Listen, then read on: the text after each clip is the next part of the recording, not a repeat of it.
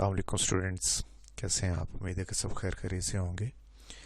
आज यूनिट 12 का lecture number 4 होगा, जिसमें हम यूनिट नंबर 12 का थ्योरम नंबर 12.1.3 करेंगे।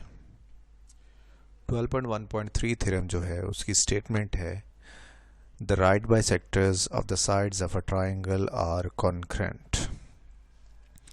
यहाँ पे टू टर्म्स यूज़ हो रही हैं जिनकी हम आज बात करेंगे, डिस्कशन करेंगे। नंबर 1 राइट बाइसेक्टर्स, जो कि हम अच्छी तरह से जान चुके हैं, पढ़ चुके हैं। 12.1 और 12.1.2 दोनों थ्योरम्स में इसका जिक्र था कि राइट बाइसेक्टर एक ऐसी लाइन होती है जो किसी भी लाइन सेगमेंट को बाइसेक्ट भी करती है और उसके साथ परपेंडिकुलर भी होती है, यानी कि उसके साथ 90 डिग्री का एंगल भी बनाती है और उसके मिड पॉइंट में से क्या करती है, पास करती है। यहाँ पे एक और वर्ड यूज़ हुआ है, कॉन्करेंट। कॉन्करेंट का जो मीनिंग है ये मैंने आपको 12 यूनिट का जो फर्स्ट लेक्चर था, जो सबसे पहला लेक्चर था, जिसमें मैंने बेसिक डेफिनेशंस बताई, आपको टर्म्स एक्सप्लेन की थी, ये उसके अंदर मैं एक्सप्लेन कर चुका हूँ। मैं दोबारा बता देता हूँ कि कॉन्करेंट लाइंस वो लाइंस होती हैं अगर 3 या मोर देन 3 लाइंस एक ही पॉइंट में से पास कर रही हों तो उन लाइंस को हम क्या बोलते हैं, कॉन्करेंट बोलते हैं। ठीक, अब यहाँ पे बात हो रही है कि एक हमारे पास ट्राइंगल है और उस ट्राइंगल की जितनी भी साइड्स होंगी, कितनी साइड्स होनी चाहिए बाय द वे, 3 साइड्स होनी चाहिए। तो उन 3 साइड्स के जो राइट बाइसेक्टर होंगे वो तीनों राइट बाइसेक्टर एक ही पॉइंट से पास करेंगे, और एक ही पॉइंट से पास करने का मतलब ये होगा कि वो तीनों क्या होंगे, कॉन्करेंट होंगे। ये कॉन्करेंसी जो है राइट बाइसेक्टर्स की, वो हमने क्या करनी, प्रूफ करनी कि 3 राइट बाइसेक्टर किसी के ट्राइंगल की साइड्स के वो एक ही पॉइंट में से पास करते हैं। ये हमने क्या करना है, प्रूफ करना है, यानी कि वो कॉन्करेंट है।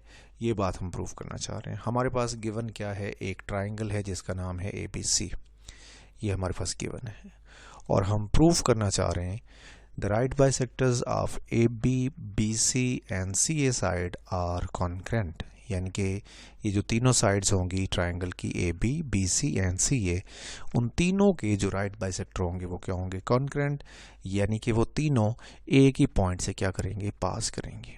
ठीक, कंस्ट्रक्शन हमारे पास ये है कि हमने ऐसे करना है कि राइट बाइसेक्टर ड्रा करने हैं, बट हम तीनों साइड्स के नहीं करेंगे। ये बच्चों आपने याद रखना है, ये बहुत इंपॉर्टेंट बात है कि आपने जो राइट बाइसेक्टर ड्रा करने हैं वो सिर्फ 2 साइड्स के करने हैं। यहाँ पे AB और BC लिखा है, आपकी मर्ज़ी है, आप AB के और BC के कर लें या AB CA का कर लें या BC CA का कर लें, वो आपकी मर्ज़ी है।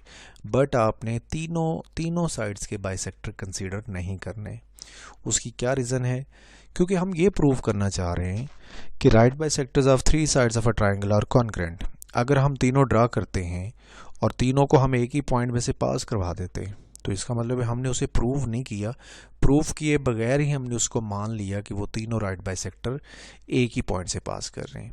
हमने 2 क्यों ड्रा किए हैं, यहाँ पे 2 ड्रा कर किए हैं इसलिए क्योंकि जब 2 बाइसेक्टर होंगे और अगर वो एक दूसरे को इंटरसेक्ट करेंगे तो वो कंफर्म एक ही पॉइंट पे इंटरसेक्ट करेंगे, वो एक दूसरे को एक ही पॉइंट पे कट करेंगे।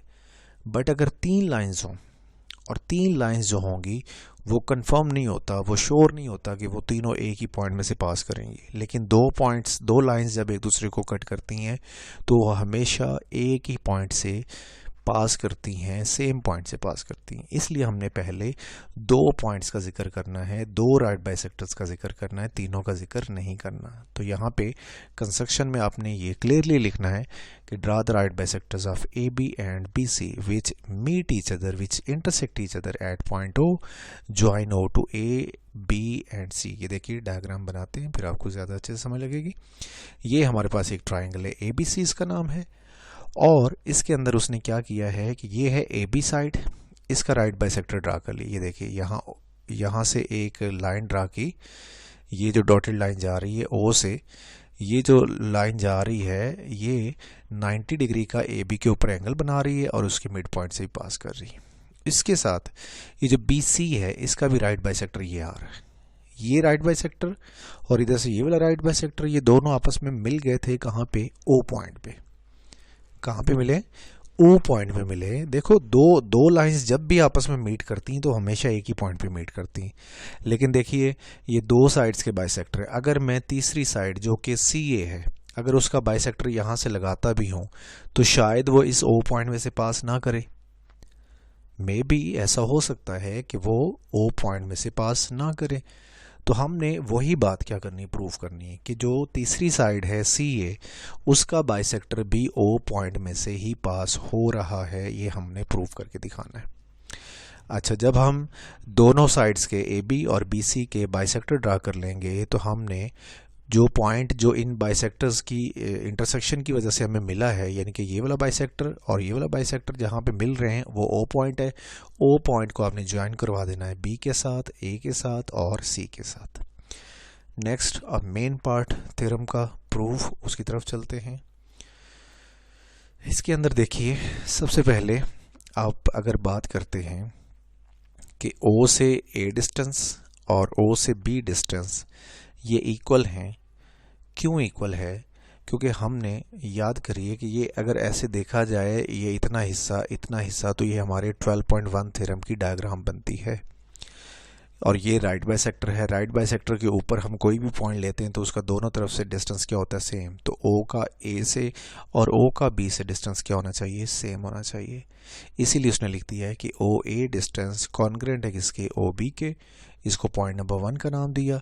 सामने उसने रीज़न दी है, each point on right bisector of a line segment is equidistant from its and points. यानी कि अगर हम किसी भी उस लाइन सेगमेंट की बात करते हैं और उसके राइट बाइसेक्टर के ऊपर कोई पॉइंट लेते हैं तो उसका दोनों तरफ से डिस्टेंस क्या होगा? सेम। यानी कि ओ का ए से और ओ का बी से डिस्टेंस क्या होना चाहिए? सेम। ऐसे आप इस बाइसेक्टर की बात करें, ये जो बाइसेक्टर है, ये जो आ रहा है यहाँ से ओ से इस तरफ बी सी की तरफ, तो ओ से बी सी की तरफ अगर ये बाइसेक्टर जा रहा है तो इसका मतलब है ओ बी डिस्टेंस और O C distance will be equal.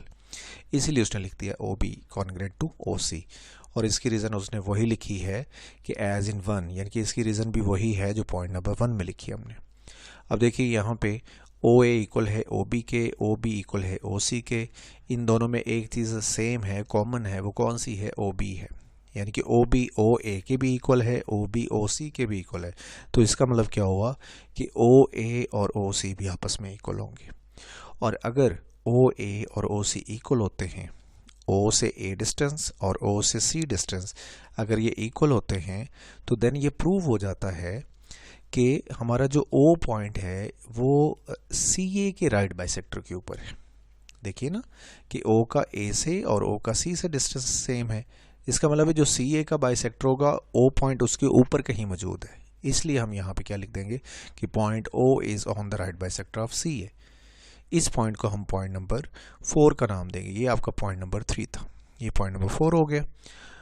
But हमने यहाँ पे कंस्ट्रक्शन के अंदर हमने ये इमेजिन किया था, या हमने कंस्ट्रक्शन ऐसी की थी कि point O is on the right bisector of A B and B C. यानी कि हम जो कंस्ट्रक्शन कर रहे थे कि हम मान रहे थे कि ए बी और बी सी के जो बाइसेक्टर हैं वो एक दूसरे को कट कर रहे हैं, इंटरसेक्ट कर रहे हैं कहाँ पे? ओ पे। और अभी हमने ये 4th पॉइंट में ये प्रूफ किया कि पॉइंट ओ जो है वो सी ए का राइट बाइसेक्टर है, उसके ऊपर है।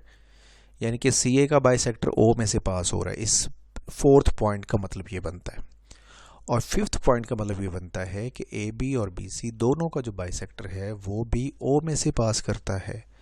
लिहाजा हम 4 और 5 से ये रिज़ल्ट डिड्यूस करेंगे, ये रिज़ल्ट हम निकालेंगे कि ये जो तीनों बाइसेक्टर हैं A B, B C and C A, ये तीनों एक ही पॉइंट में से पास कर रहे हैं।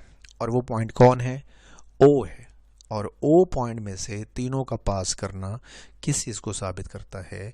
कि ये तीनों राइट बाइसेक्टर क्या हैं? कॉन्ग्रेंट हैं। और यही बात हम क्या करना चाह रहे हैं?